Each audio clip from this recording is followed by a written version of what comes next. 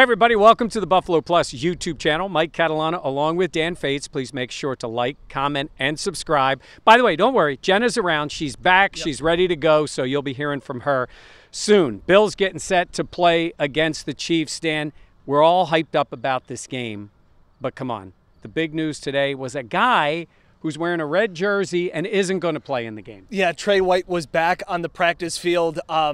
I hope somebody in life looks at you the way Leslie Frazier looked at Trey White today. He was getting hugs left and right like he was the mayor coming back to town. Just great to see him. He's not going to play on Sunday, but just great to see him back out there. And that was the consensus in the Bills locker room. To see him smile, to see him laugh. Taron Johnson said you could hear him from a mile away. All of those things are uplifting to this team after he was injured on Thanksgiving. Yeah, you were there on the field on Thanksgiving. Tears in his eyes. Yep. He knew it when he was out. This was a serious injury. All ACLs, surgery, it's serious. He went through a lot in this rehab. The players know that. They know how hard he's fought to work to come back. I think there was a sense, well, he'll be back to start the year. It's not that easy. I may have called it an oil change. Yeah, well, that oil change, she had to go back a few times. This is a tough thing to come back from. And then there's the mental aspect of it, getting ready. But he's close. And Dion Dawkins talked about how great the trainers are, working with him, rehab, getting him out there. And look, he's going to be back. And we think it's going to be, I think, for Green Bay in 3 weeks. Wouldn't you agree? Yeah, and as they continue to get healthier. Yeah, so they opened up this practice window, so he's out there. 3 weeks to activate him. Yeah, and then he's going to play. And I think he's healthy. So I did talk to him briefly today to see if he would do an interview. And he actually said, you know, I need a little minute here. This was emotional for me to get back on the field. I'll give him that. His teammates talked about him. They love him. We'll get a chance to talk to Trey probably leading up to that Green Bay game. So that's Tre'Davious White not playing. Let's talk about the guys who are playing. This isn't a big game. Nope. It's just another game. It's just the next game. That's why it's the most important thing, right? How about when I asked that of Taron Johnson? And then he said it, and he's like, it's just another game. And I paused. And everybody paused. Everybody in the scrum, and he kind of smiled like, that was good, and right? I go, but I swear they believe it. Maybe? I think this one, it's not a measuring stick game. Like in years past, we would look at the Bills and Chiefs as where do they stack up? Yeah. We know they stack up. It's just a matter of this is a big game between two star teams. Look, a year ago, we're out in Kansas City. They win the game. They're excited. I mean, they are celebrating. They always celebrate after they win, but you could tell it felt different. Huge win on the road. But come on, when you lose to the Colts and you lose to the Jags and you blow that lead in the race for the two, and then you don't have home field against Kansas City, well, then there was no difference between the Kansas City game and the Jacksonville game because they couldn't use that tiebreaker they had on the Chiefs. So when you say that, sometimes you're like, yeah, right.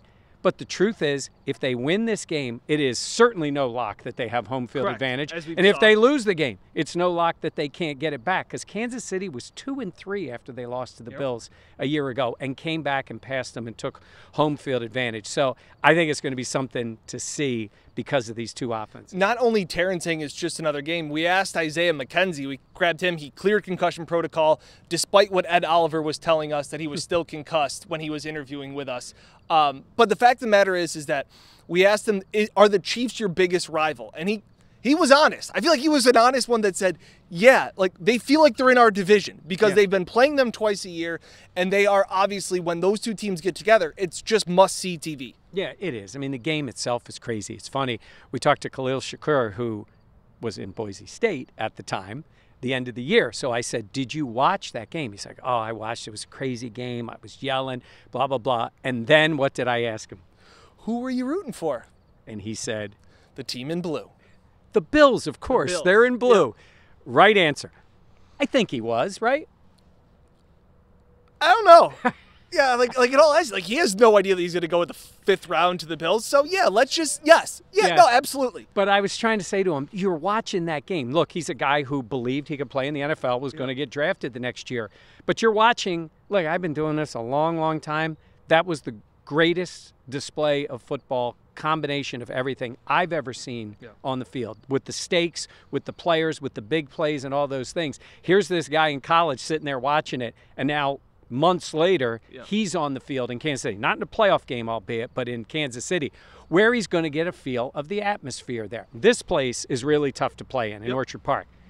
Kansas City's tough, too. Yeah, Deion Dawkins talked about it. Jordan Phillips is from the area. I believe he was at the game last year in the stands watching the game. Like, this is an atmosphere that does rival Buffalo in our experiences. Being on the field, the crowd noise, the atmosphere, old school stadium that's kind of been renovated along the way.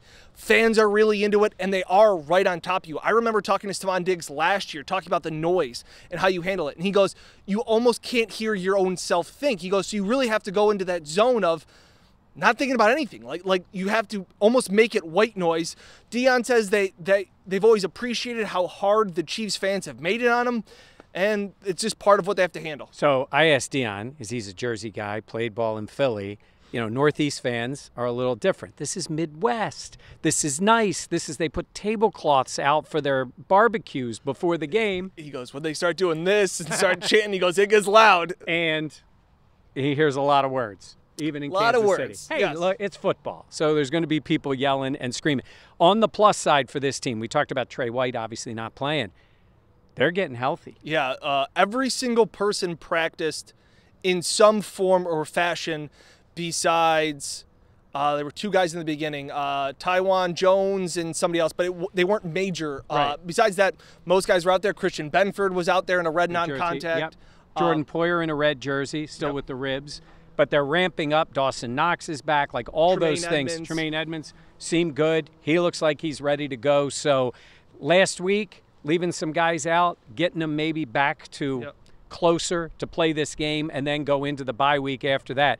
Look, I do get a kick out of the whole it's just another game kind of thing. I understand that mentality. It's one play at a time. It's all those kind of things. But we don't have to feel that way. Nope. No, this is a big game. Taryn did say that, like, you guys can make it out to be way more. And it's like, perfect, Taryn. Thanks for giving us the okay, because we absolutely are. Yeah, that's what we're going to do. That's the way it is. And you're going to do that, too. This is great. It's Bills and Chiefs. I said it's the two teams.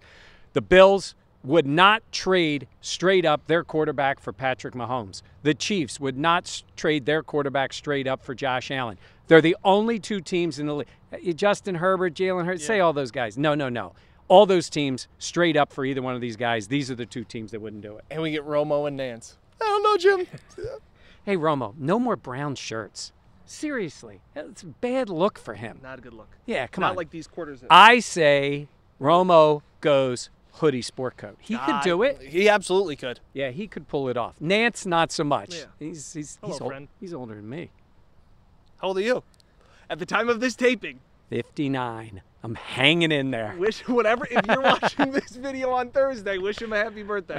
It's a big one. All right, speaking of big games, we'll be ready for it. Jenna, too. We're going to have complete coverage for you. Make sure you like, comment, and subscribe. We'll be in KC. We'll be in KC and the audio podcast. Check it out wherever you get your audio podcasts, iTunes, Stitcher, iHeart, all those places. That's the fun post-game analysis that you get there. For Dan Fates, I'm Mike Catalano. We'll see you next time on Buffalo Plus. Happy birthday, Mike.